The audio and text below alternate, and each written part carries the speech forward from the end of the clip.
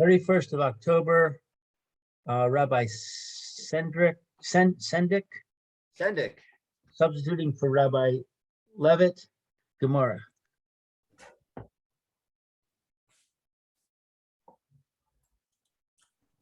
Okay, Boker Tov, everyone. Welcome back. Thank you. Okay, we're back to Perek HaChovel. Lou, did you tell Phil? No, I didn't. I'll give him a call right now.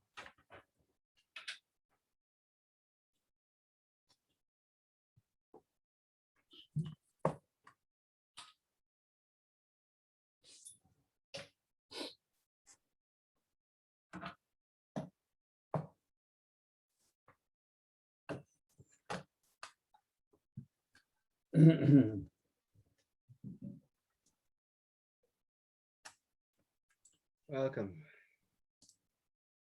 Good to be back. Live from Telstone.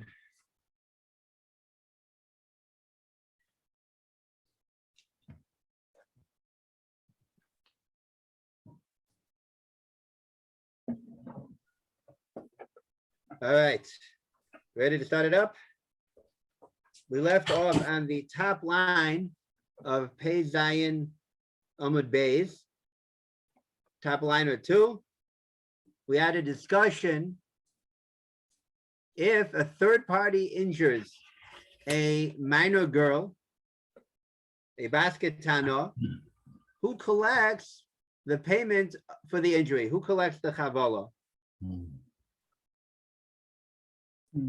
Does the girl get it herself? Should we set up a trust fund, as it's going to be defined later on this Amud?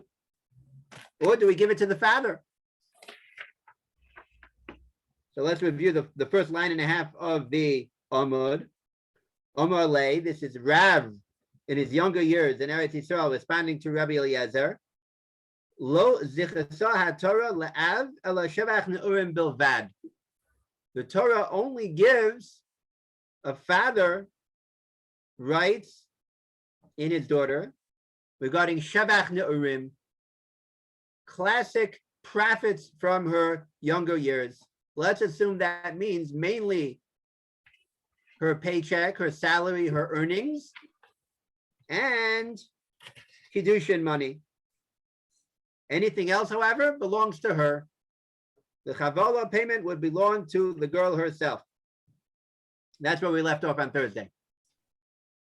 Everybody good? We're on board? All right, let's carry on in the Gemara. Where exactly are we in the Gomorrah? Pei Zayin Amud Bet, the middle of the second line, the word Eseve. Thank you. Okay. Who'd like to begin? I'll begin. Volunteers? Okay. Thank you. Esve. Thank you, Lou.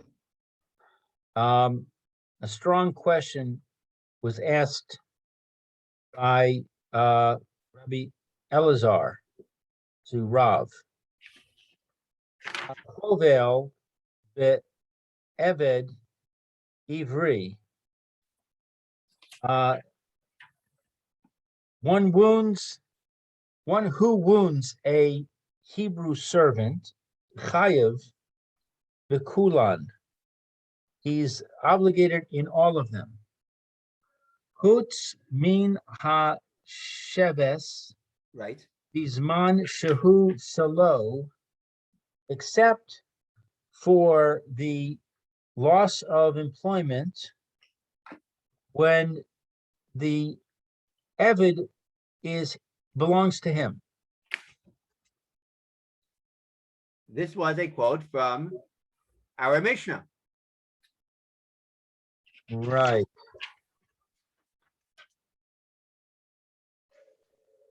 Okay. Amar Abaye.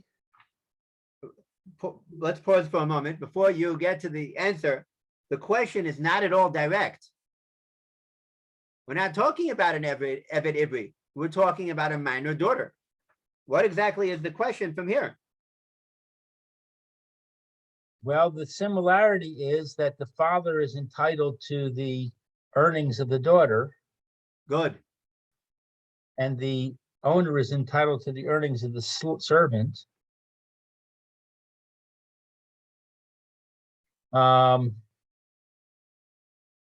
But actually, I don't see the question because it says that he doesn't get the earnings of the daughter.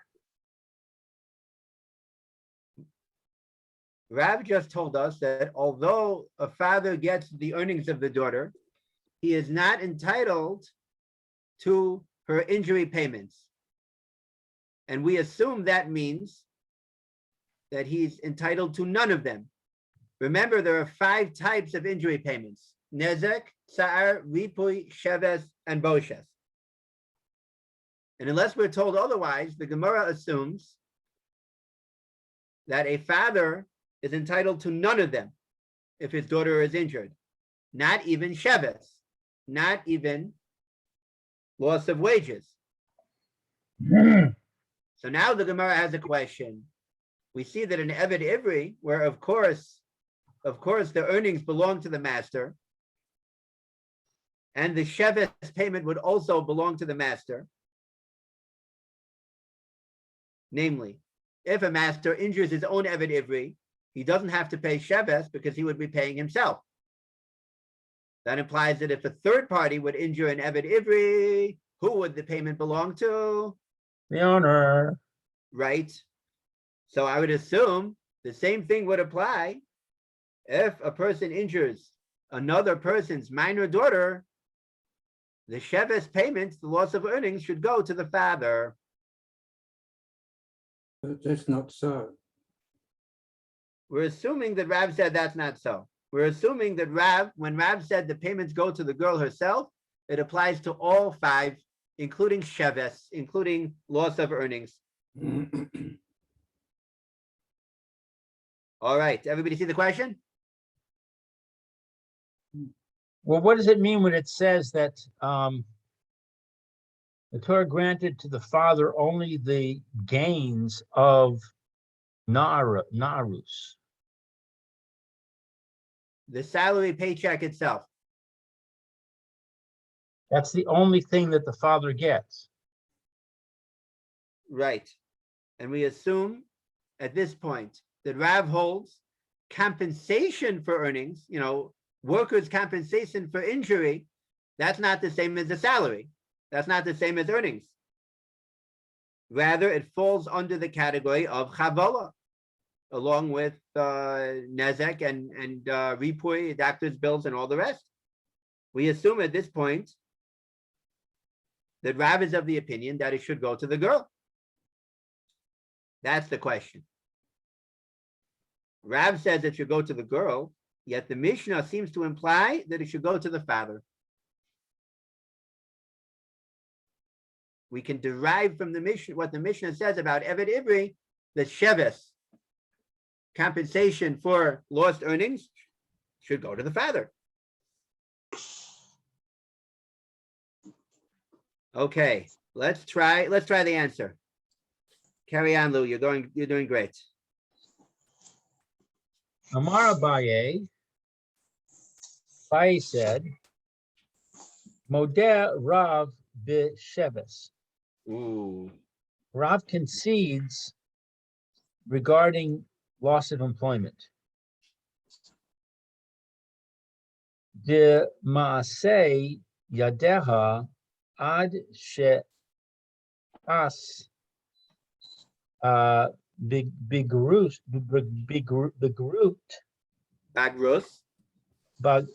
bagrus da'avuha have. Because her earnings until she becomes a bogeris belong to her father. And therefore, what should as well? Also the sheves, also the compensation for lost earnings. Right. Okay. In other words, Abaye says our assumption was incorrect. We had lumped sheves together with the other 4 payments of injury. Abaye tells us that's not correct. Sheves is different. Sheves is the same as Shevach Neurim. Sheves must belong to the father. Let's take a look at Rashi. We have two Rashis, one on the question and one on the answer. How are we doing so far, gentlemen? We following? Yep. Okay, so let's, before we go to Rashi, let's summarize. According to Rav, 4 out of the 5 payments will go to the girl herself. Nezek, Sa'ar, Ripui, and Boshes. Whereas 1 of the 5 payments, that of Sheves, welcome aboard. 1 of the 5 payments, Sheves, will go to the father. After all, he gets her paycheck. All right, we're up to Rashi on the top of Pezayin Amud Beis on the second line. Wait, you didn't summarize Abaye. Oh, very good. Abaye says Moder Rav b'Sheves. Abaye says Rav admits about Sheves, although the other 4 payments will belong to the girl herself, according to Rav. Rav has to admit that the Sheves payment for the loss of earnings will have to belong to the father. Until she's a Bogeris. Good. Until she's a Bogeres. When she becomes 12 and a half, when she becomes a Bogeres, she keeps her own paycheck. So then any injury after that time, her Sheves payment will belong to her as well. You're coming up on a point that's brought up in Tosfos. Let's say she gets injured before 12 and a half, and she's still not working at 12 and a half. What happens to the Sheves then? Tosfos will discuss it. Hold that question. You ready? Should we take a look at Rashi? Yep. Okay. Rashi says, Min ha-sheves bizman she'eved shelo. Remember, this was a quote from the Mishnah. One must pay an Eved Ivri all injury payments, except for Sheves, loss of work, if the injurer, the one who injured the Eved Ivri, was the owner himself. Now Rashi fills in the gap. V'lo be'eved de'acher, but not the Eved, the Hebrew slave, of someone else. He would not be exempt. Rather, what would he do? Rashi continues to note saying, Shivso, his Sheves, the Rabbo. He would pay the Sheves payment to the master. Katoni Mihas. The Mishnah teaches, at the very least, the Eved Ivri Shalo Pater. If one injures his own Eved Ivri, the owner to the slave, he is exempt. Hol umaise yadav shalo. Since everything that the slave does, produces, belongs to him. That's what we see from the Mishnah. What is our derivation now? The hocha nami. So here too. Kevan debito maase yadav shalo. Since regarding one's daughter, the produce of her hands belongs to him, belongs to the father. Lishkol sheves dida. Let the father collect her sheves payment. V'kosha l'Rav. That will be a question from the Mishnah against Rav de Omar. For Rav had said, Lo zichta Torah la'av ela shavach ne'urim bilvad. Rav had said the Torah only gives the father profits, regular profits, earnings, salary only. Devadai, for what do we see now based on this Mishnah? That certainly, afilu chavalos zichsalo, even injury payments or portions thereof, the Torah gave it to him, to the father. That's our question. We took Rav as going across the board, nothing for the father. And look, now there's something for the father. Okay, now for the next Rashi. Moda Rav b'Sheves. Abaye answers, Rav must admit about Sheves, that it belongs to the father. The Yahavinan Leila Av, that we give it to the father. We had thought that Sheves is part and parcel of the injury payments, conceptually. Now Abaye is telling us no. It's part and parcel of the earnings. It's listed on the W-2, workers' comp. Right? It's not part of the court order of the injury payment. How are we doing so far? Any questions? Did you summarize the first Rashi? It was pretty long. Sure. I believe you said it even outside of Rashi. Rashi's filling in the gaps. How do we get from the Mishnah about Eved Ivri to one's daughter? So Rashi tells us, just like the Eved Ivri, whose handiwork belongs to his master, and the master gets the Sheves payment, so too it should be with one's daughter. If the father gets her handiwork, he should also receive the Sheves payment. That's the question on Rav. And in fact, Abaye tells us that's correct. The one who gets the work, the one who gets the paycheck, is the one who gets the payment for Sheves, for the lost work. But doesn't Rav say that?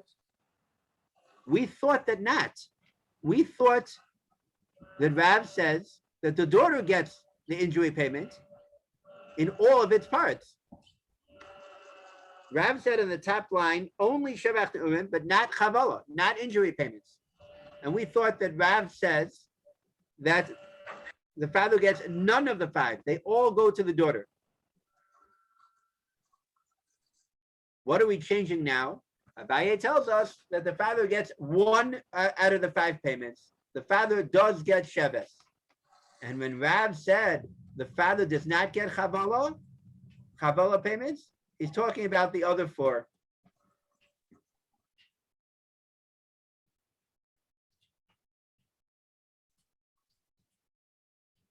Should really chart this out, right?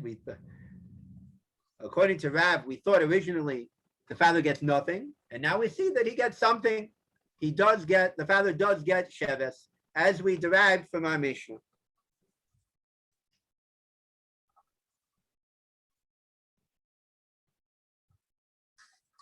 What do you think? I'm still confused why we say that Rav says he doesn't get it. It seems to me that Rav says he does get it.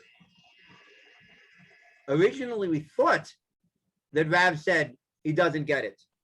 That's how we understood Rav's words on the top line. On the top line of the Gomorrah, it says, Lo zochsa haTorah la'av, ela shevach neurim bilvad. We took that to mean that Rav says the father gets nothing. Only the paycheck, but none of the five injury payments. What are we changing now? Abaye tells us the Rav will grant the father one of the five injury payments, that of Sheves. Where are you reading when you read low?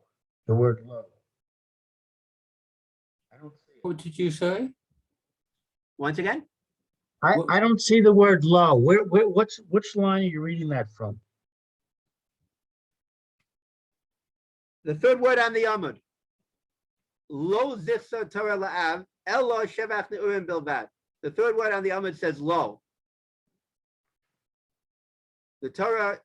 I see. Lo, and lo combines with ella, right? Lo, and then you have the word ella. That means only.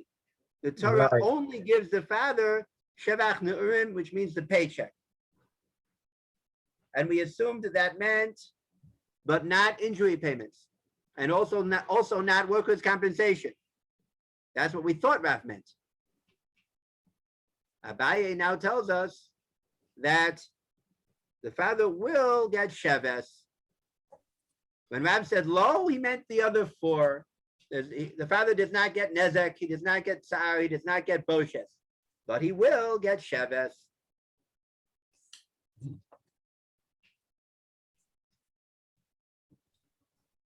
There's an interesting chronological problem here, by the way, that Abaye was in a much later generation than Rav. Right? It must mean that this question came up in the Beis Medrash in the time of Abaye, and not in the time of Rav and Rabbi Eliezer. Right? Abaye and Rava were later Amoraim, and Rav and Rabbi Eliezer, were first generation Amoraim. So we're now in a later stage in the game. Abaye says, when Rav said that many generations ago, Modeh Rav b'Sheves. Rav admits that Sheves goes to the father.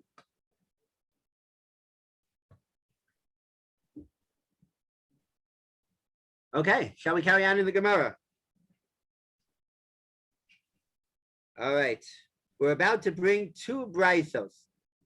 What we did so far is brought a Mishnah to challenge Rav. Now we're going to bring a series of two braisos. You might want to mark off a bracket in the side of your Gemara. The first brisa is before the two dots. The second brisa is after the two dots. The two dots, which will appear in a couple of lines, actually do not end the sugya. We're really still in the middle of the same discussion. Let's just keep that in mind. Anybody want to read? Roy, would you like to read a little bit? We're up to Esiveh and line number 5. Okay. Esvei, Rebbe Eliezer retorted to Rav from our Mishnah,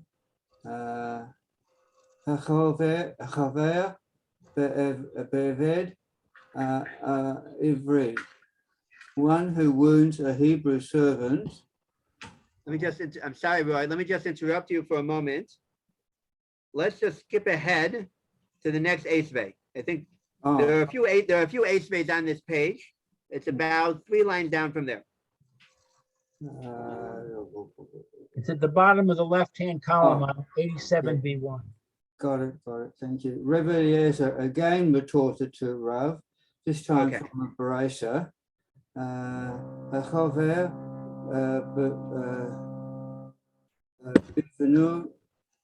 b'vno gadol, one who wounds his adult son, return lo miyad, shall give him full compensation immediately.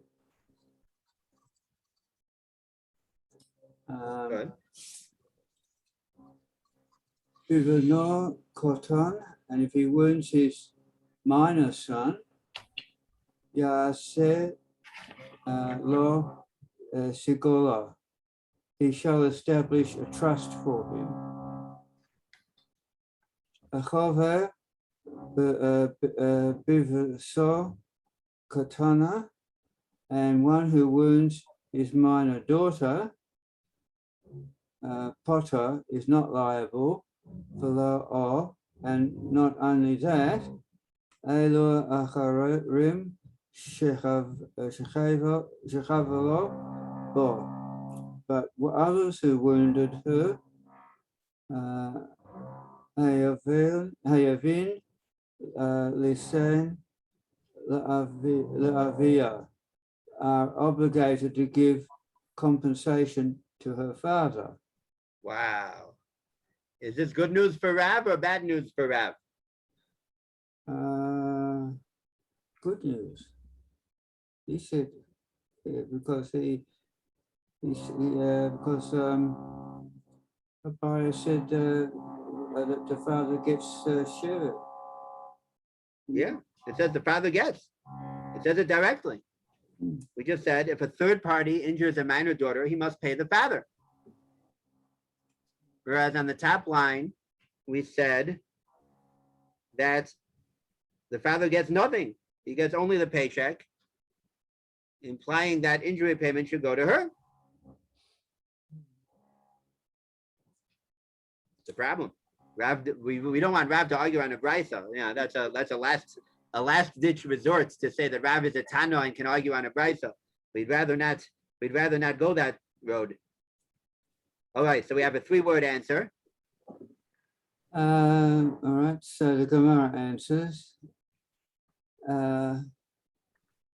Hecha nami b'shoves. Here also we're dealing with the loss of employment. Ooh. Like And- Abaye answered. Yeah, and the article puts in, however, the father is not entitled to any other injury payments due to his daughter. Due to his daughter. That is how Rav will have to understand this brisa. Rav will set up this whole brisa. You know, all, if you wanted to make a chart, all 4 boxes, you know, minor, adult son, minor son, adult daughter, minor daughter. With all of these divisions are all talking about Sheves, loss of work. And when it says that if a third party injures a minor daughter, that it goes to the father, it must be talking about Sheves.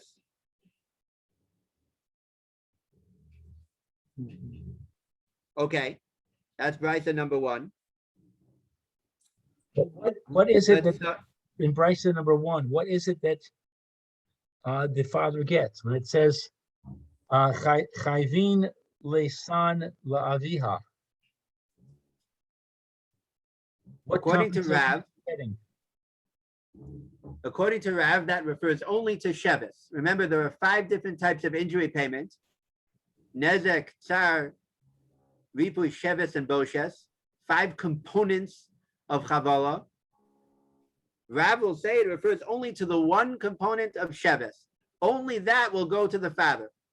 Compensation for lost earnings will go to the father. But Rav would tell you that the other 4 components of Nezek, you know, loss of value, and Tsar, pain, Boshes, embarrassment, and Ripu's doctor's bills, that should all go to the daughter herself, and we'll set up a trust fund.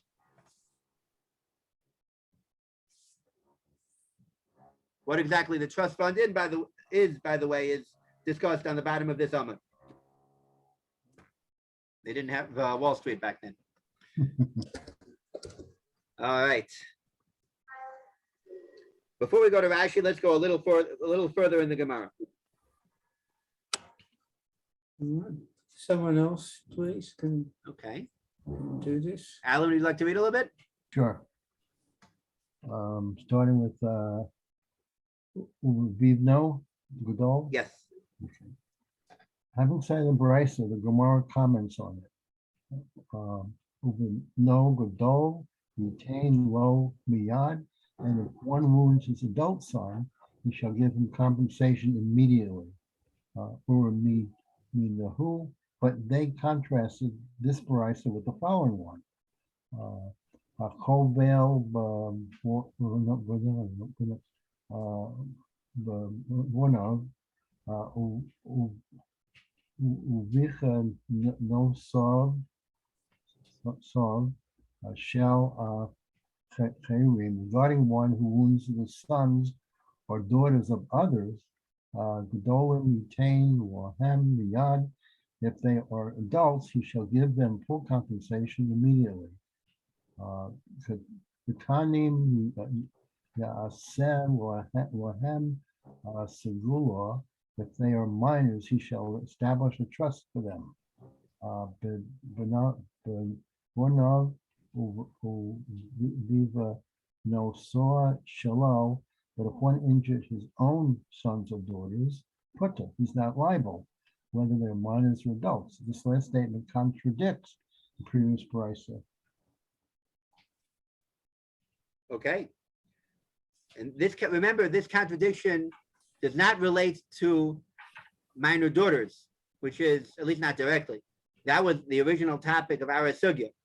This is a side question, it seems. What do we do for adult sons? If a father injures an adult son, must he pay or not? All right, let's see the answer. All right, should we carry on? We're up to Lo Kasha.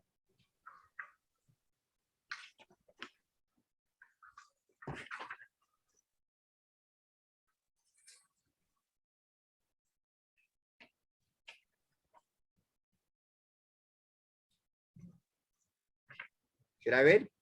Alan, do you have the place? No. Where's that? Okay. Oh, 87B2. Just where you left off. Page.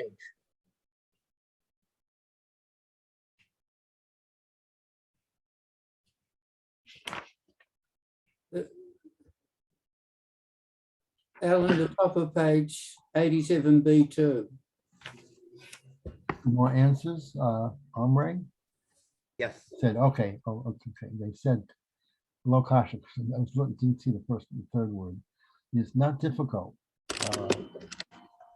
Korn, Bishesh, Motim, Al Shalachono. Here in the second verse, it speaks of where the children are dependent on the father's table, and so the father is not liable if he injures even an adult child. Korn, Kish Ain, Semuchin Al Shalachano. However, here the first verse speaks of where the children are not dependent on the father's table, and for that reason, the father is fully liable for injuring them.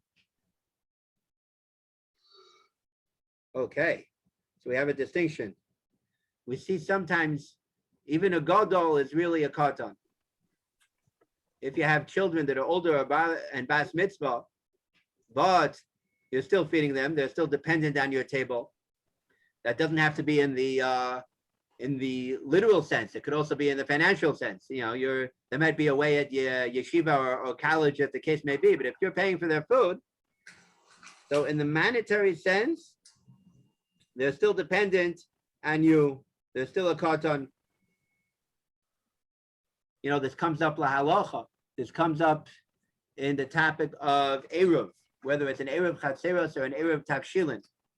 Sometimes one needs to give the eruv, the basket of food itself, to another party to make a kinyan.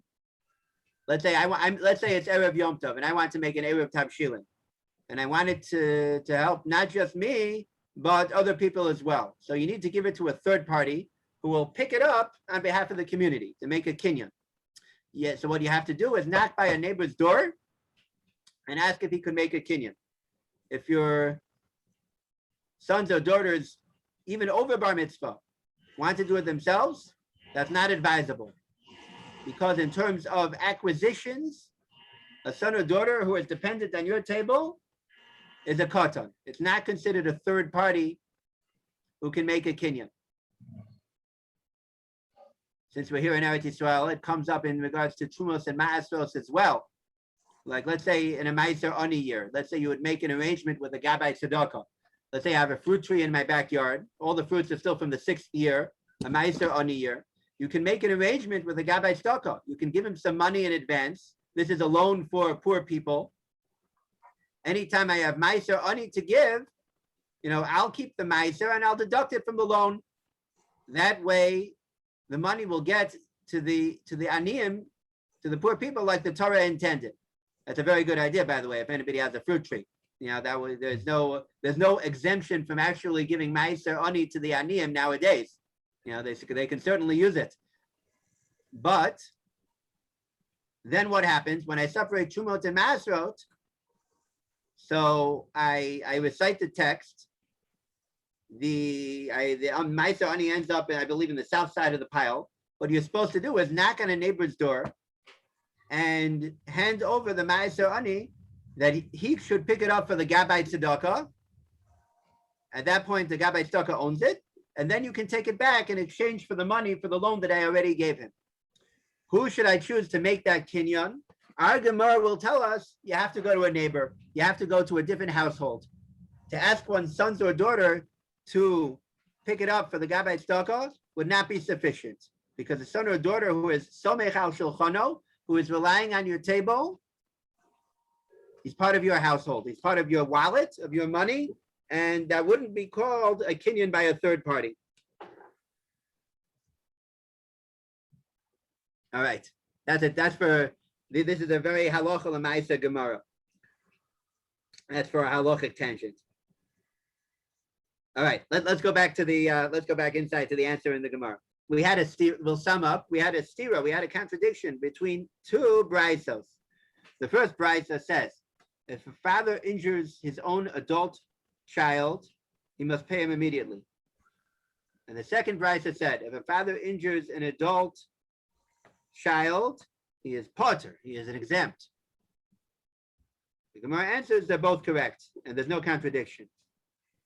If the child has his own table, he pays for his own food, so then the father must pay injury payments as well. If the child is dependent upon the father, if the child sits at the father's table, even if they're over bar bas mitzvah, the father is exempt because the injury payment would belong to him. Good so far? Yep. Okay, let's go to Rashi.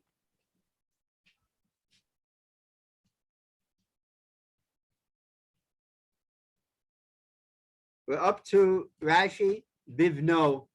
This is a Rashi and the first brisa regarding one's son.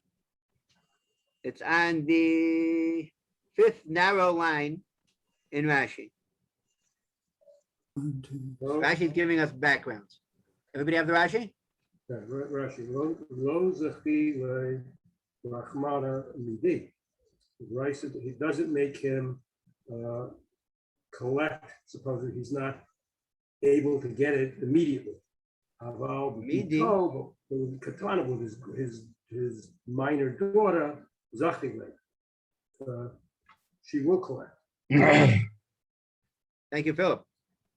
Let me just want to make one small correction. The first word on the line is not the Hebrew miyadi, immediately, but rather the Aramaic midi, anything at all. In a son, the Torah doesn't give any monetary rights at all. A son, whether adult or minor, who goes out to work, keeps his own paycheck.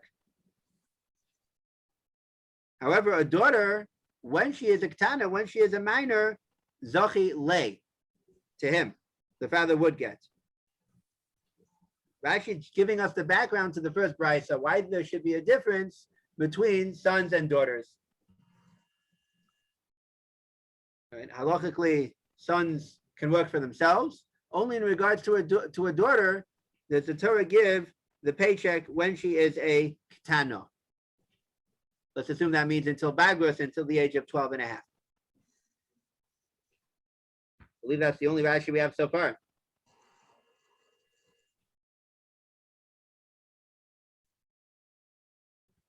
We'll have to think for a moment. So what does that mean for a daughter? We're discussing one who injures a minor daughter. Right? We had Rav, who, as Rav stands now, 4 payments will belong to the daughter and Sheves will belong to the father. Later on the Amud, towards the bottom few lines, we're going to have those who argue on Rav and say that everything belongs to the father. What kind of a daughter are we talking about? Now we have another chiluk. Where does the daughter eat her meals? Who is supporting her? Is this a bat shesomechet al shulchan aviyah? Is she at her father's table? Or is she not at her father's table? That we haven't discussed yet.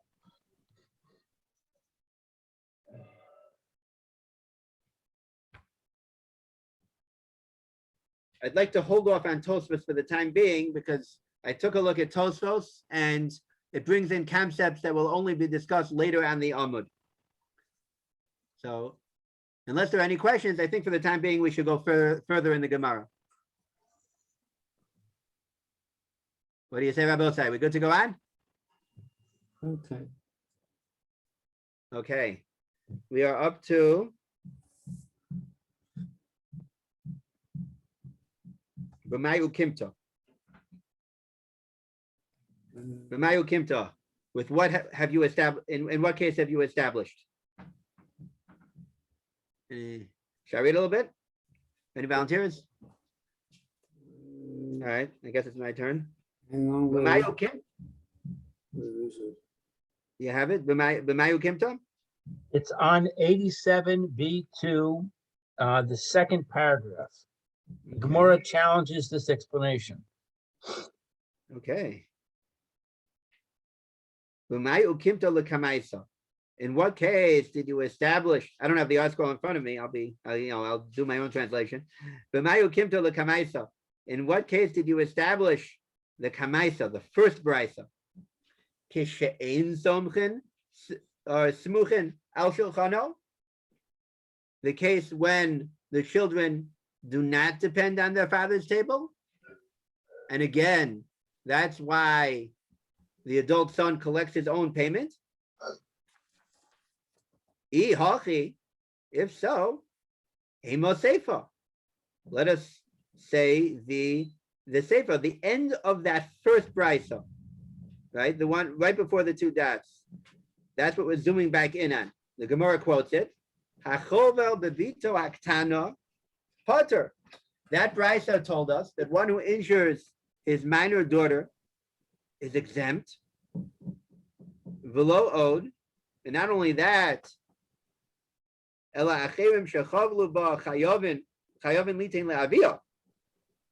a third party that injures that daughter would have to pay to the father. End quote.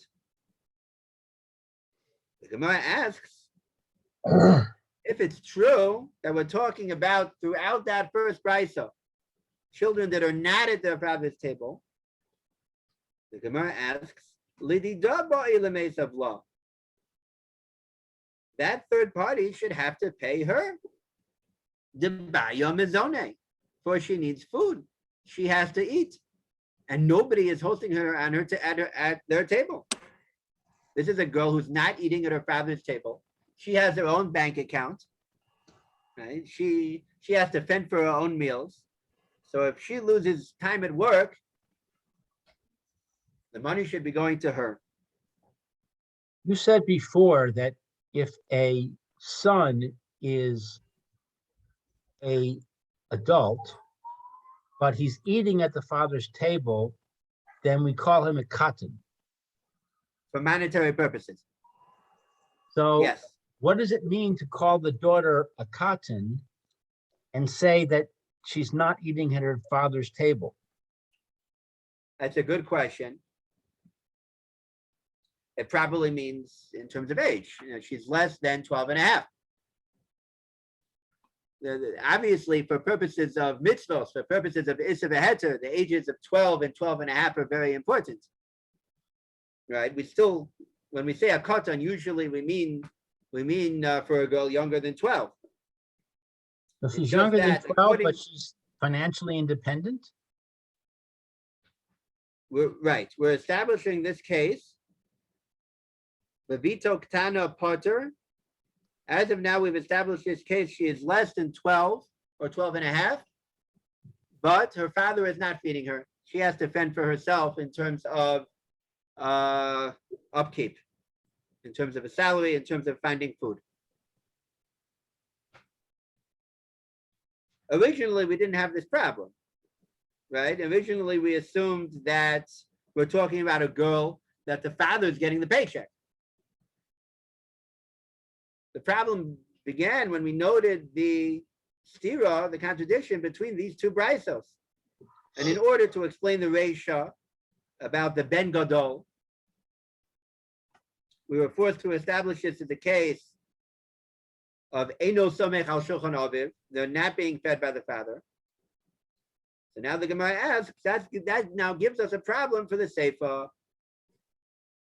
If even a minor daughter is not being supported by the father, it stands to reason that the father should not collect her sheves money. Rather, it should go to her because she needs to eat.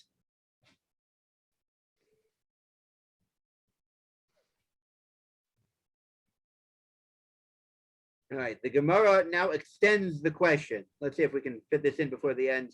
We have the next 4 lines in the Gemara will be an extension on the question before we finally get to the answer on the 3rd wide line. Any volunteers? We're up to Vafilu Leman de Omer.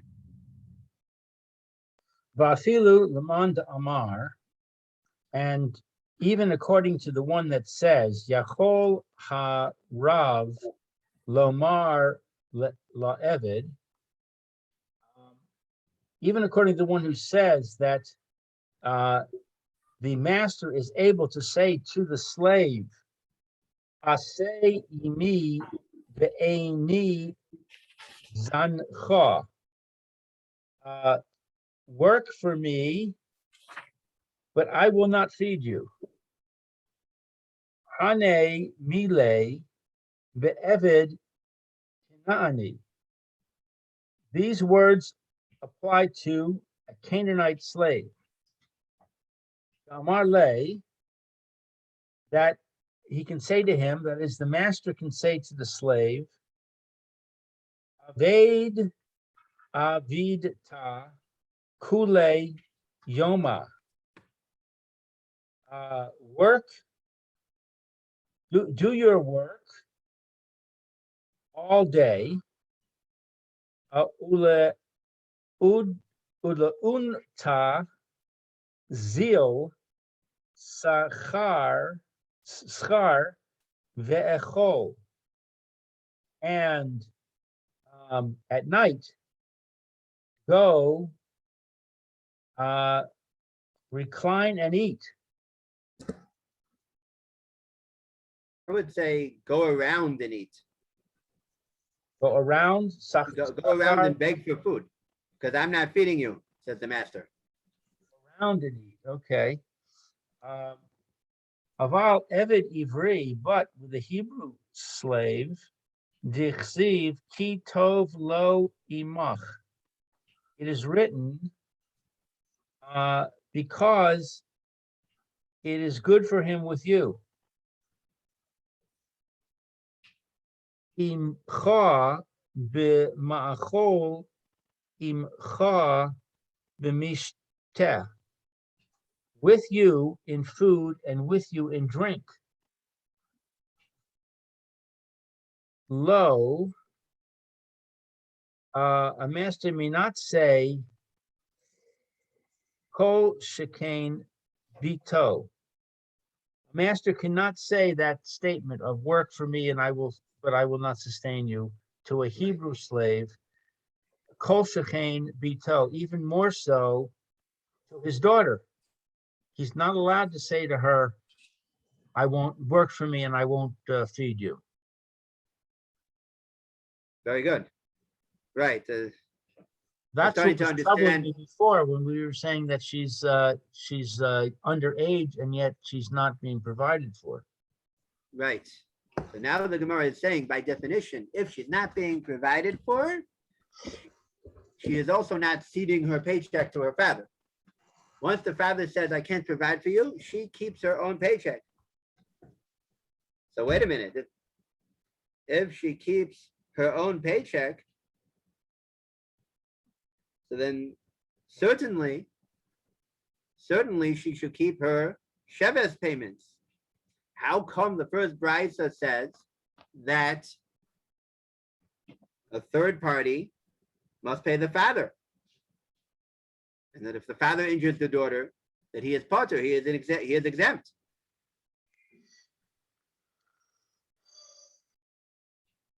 That's a problem.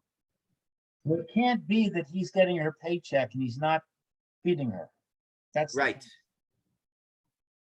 Right. So if he's not feeding her, he's not getting her paycheck. Therefore, he can't be paid the paycheck as a result of the injury.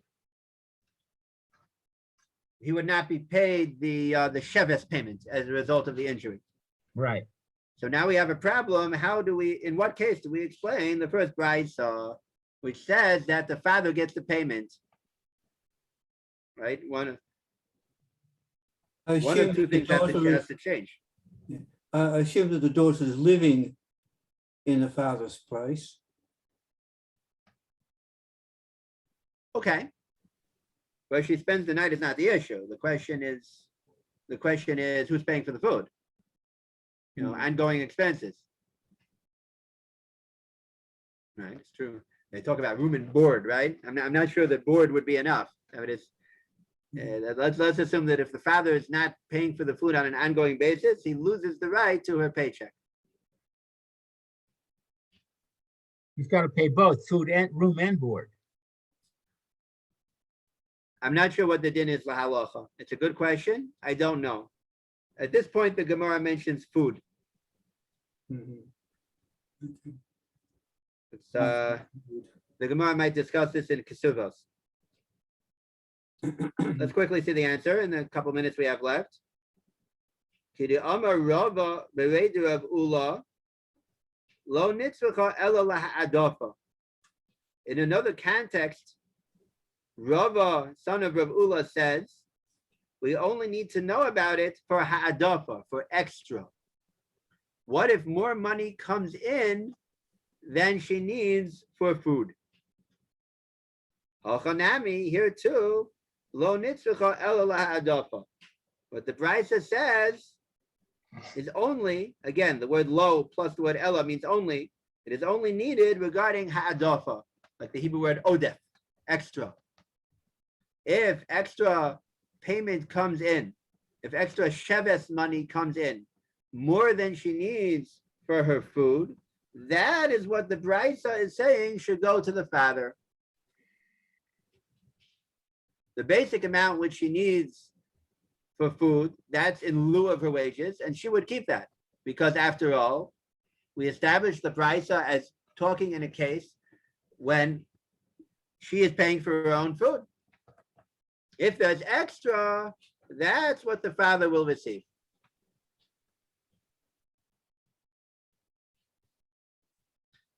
All right, let's do one Rashi, and then maybe we'll leave it for tomorrow. I'm just skipping to Rashi laha'adofa, just to define that term we just introduced. Skipping a few Rashis until tomorrow. Rashi laha'adofa hamosar. That doesn't say mutar. That says mosar, the extra. Hamosar al mizonoseho. That which is additional, that which is extra over and above her mizonos, her food. That's what will go to the father. So we found a way, according to Rav, to set up these two braisos. At the moment, the two braisos are still standing. Tomorrow, we hope to get organized. We're going to have Rav. We're also going to have Rabbi Yochanan in the bottom of the Yamud who argues, who says all the payments should always go to the father. We have to set up, we have to make a chart. We have to set up the cases when the daughter is relying on the father, when the daughter is not relying on the father. Also, Sheves versus the other payments. We have what to organize still in the sugya. Any questions, gentlemen? All right. I hope to be with you again tomorrow, Be'ezrat Hashem, for Amen. Pele Yoetz and the Gemara. Same time? Same schedule? Same schedule. Yep. Okay. Looking forward then. Both Have a great day. Okay. You too. Thank you very much. Your help. Pleasure. All the best.